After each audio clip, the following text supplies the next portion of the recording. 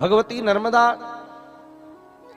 अनेक तीर्थों को बनाती हुई आगे बढ़ रही है और आगे एक बड़ा सुंदर तीर्थ पड़ता है जिसका नाम है त्रिशूल भेद।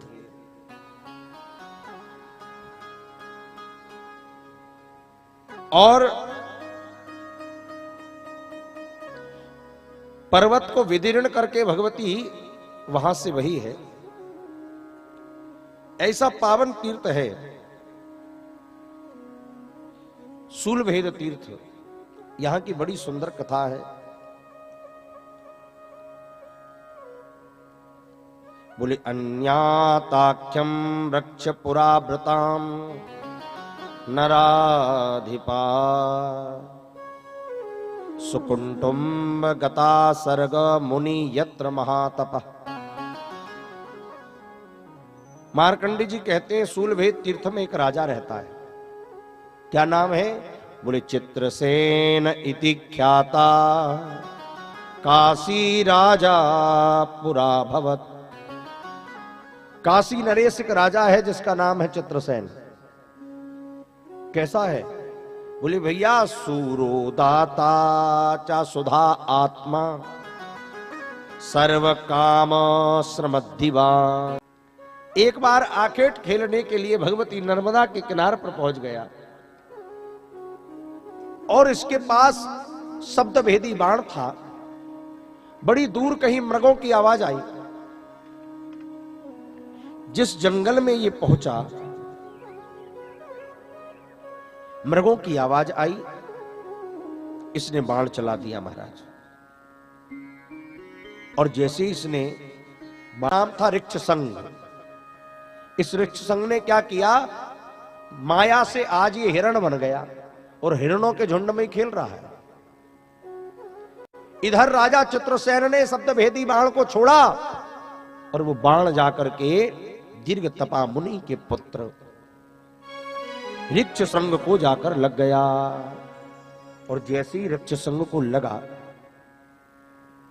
अब तो महाराज तड़पने लगा, चिल्लाने लगा, बड़ी जोर जोर से चिल्लाने लगा। हा हा कष्टम कृताम तेना धाती सोधिनते मता। हा हा कर कर चिल्लाने लगा, रे मैंने किसका क्या बिगाड़ा? मैं तो मृग बन करके यहां विचरण कर रहा था, किसने मुझे मार दिया? जब चिल्लाया तो राजा को आवाज आई। राजा दौड़ करके गया और जैसे ही गया ताम मानसी सुतपास राजा विषयान्विता। वो राजा विषयान्वित हो गया कि कौन है जो इतनी तेज चिल्ला रहा है। जैसे ही राजा वहां पहुंचा महाराज तो बाण से भिदा हुआ बुरसी का बालक पड़ा हुआ है, खून से लथपथ है, चीख रहा है, महाराज मैंने आपका क्या बिगाड़ा था? मुझ ब्राह्मण ने आपका क्या बिगाड़ा था जो आपने आज ब्रह्म हत्या कर दी, वो भी रेवा के तट पर? राजा चित्रसेन घबराकर चरणों में गिर गया, हाथ पर कांपने लगे। महाराज मुझसे बहुत बड़ा अपराध हो गया, आप अगर मर जाएंगे तो मुझे रेवा के तट पर ब्रह्म हत्या लग जाएगी। उस बालक ने कहा महाराज तुम्हें एक ब्रह्म हत्या नहीं लगेगी तो तुम्हें 11 ब्रह्म हत्या लगेंगी। 11? बोले हां। क्यों? बोले जननी में पिता वृद्धो, मेरे माता पिता दोनों वृद्ध हैं और जब उनको पता चलेगा कि मेरे प्राण निकल गए तो वो भी दोनों अपने प्राण छोड़ देंगे।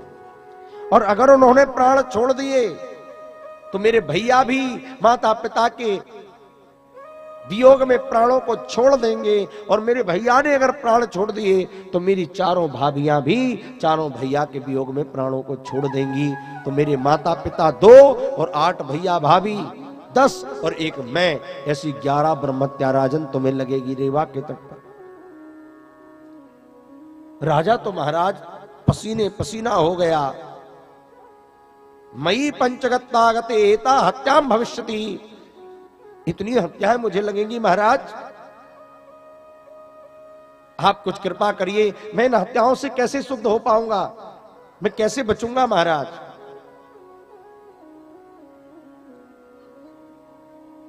उस मरते हुए ब्राह्मण बालक ने कहा, महाराज आप तो आज हमारे परिवार के लिए यमराज बनकर के आए हो, यमराज बनकर के आए।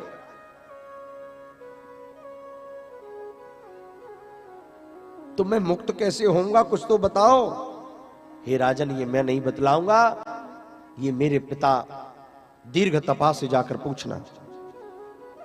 और इतना कहकर कि उस बालक ने प्राण छोड़ दिए।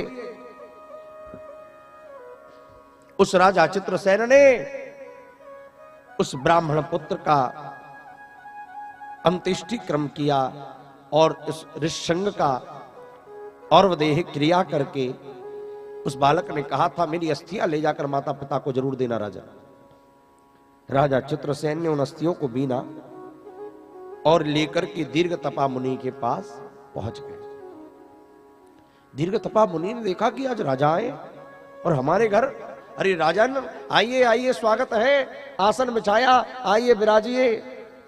चित्रसेन राजा चरणों में गिरा, महाराज मैं आज आपका अभिवादन स्वीकार करने नहीं आया हूं, तो कैसे पधारे हो। राजा चित्रसेन ने कहा, महाराज दीर्घतपा, मुझसे बहुत बड़ा अपराध हो गया है। क्या अपराध हो गया राजन, बताइए हमें, क्या बात है। बोले, महाराज हायताम ततपुत्रेति, तुम्हारा जो पुत्र ऋषशृंग है जंगल में मृग बनकर के विचरण कर रहा था महाराज। गलती से मैंने बाण छोड़ दिया, मुझे लगा कि कोई मृग है और वो बाण जाकर आपके पुत्र ऋषशृंग को लग गया और उसके प्राण छूट गए महाराज। उसकी औरदेही क्रिया करके उसकी अस्थियां उसने कहा था मेरे माता पिता को देना, मैं लाया हूं। जैसी उसकी मां ने ये बात सुनी, ओहो खड़ी खड़ी गिर पड़ी महाराज।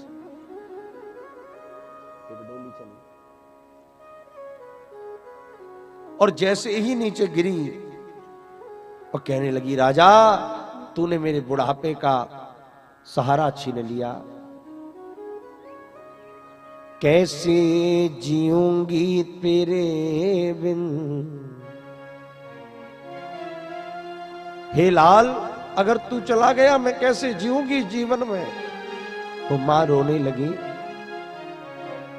कैसे जीऊंगी तेरे बिन, बता मैं कुंवर हूँ, बता मैं कुंवर, ये बता दे ओ भैया कि भैया मेरे, कि भैया मेरे।